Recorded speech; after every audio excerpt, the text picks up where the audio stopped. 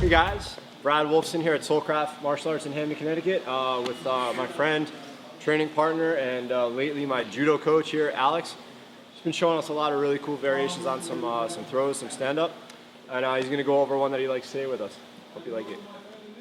So judo is wonderful, but the thing is, usually in judo, the standard grips, right? We have the collar, same side, not across, and the sleeve. This is great, and one of the reasons it's great is because you have dozens of throws you can do from here without changing your grips. But for BJJ, it's just asking to get guard pulled, you know? Like, I think Brad feels pretty comfortable here pulling guard. So one of the things I like to do is take a different kind of grip that's non-standard in judo, but it's really nice for BJJ. So we're gonna go for the standard grips. So first I open the collar, because it might be tight and I can't just grab it right away. And if I do just grab it, he might do something with my arm. I don't want to commit. So we'll just, probe his defenses, open, and go for the collar, but let's say he pushes it off. Perfect. I transition to his sleeve with the bottom hand, just like I'm grabbing a rope. That's ideal. I mean, sometimes jiu-jitsu gis especially are very narrow here, so it's hard to grab. In that case, yeah, you can go 4 fingers, whatever, but really don't do this. Don't turn your thumb towards yourself, that's just weak. So ideally, grab it like a rope with your thumb pointing towards him and pinky towards me. This is ideal because I'm gonna pull him towards me, and I'm gonna kind of use this hand that he pushed off to kind of shuck his hand on top of my wrist, like that. So if you can practice that, just try to get that here. And notice I turn the meat of my thumb down and tighten that cuff. Brad can tell you how it feels. Very tight. And as I do that, I'm going to reach big over his back. Maybe even give him a little slap, And the slap is just like to encourage you to reach big. You don't want to be timid, like, okay,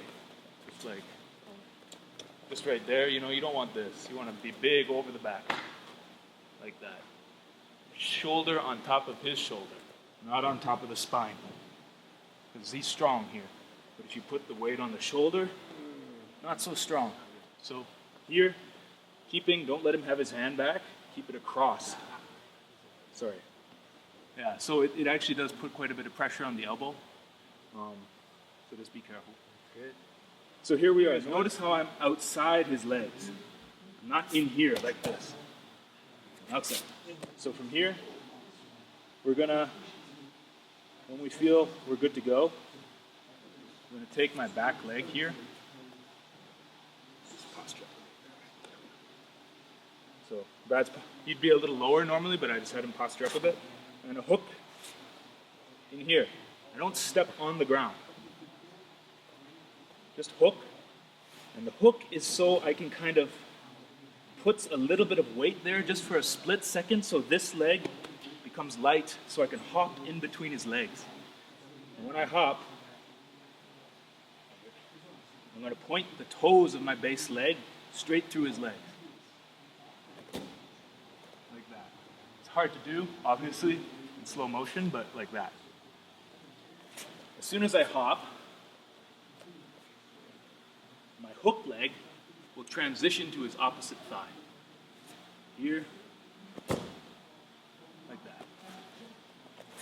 And the idea is, I stay glued to him, tight, hook. Don't slide into home base with this leg. You need to have your foot flat on the ground. Don't do this. This here. That's no good. You have no drive. And because this is a sacrifice throw, so you're sacrificing your balance to throw the guy. So don't try to preserve it by not jumping in far enough. This throw won't work unless you jump deep. You can't jump out here with your toes pointing that way.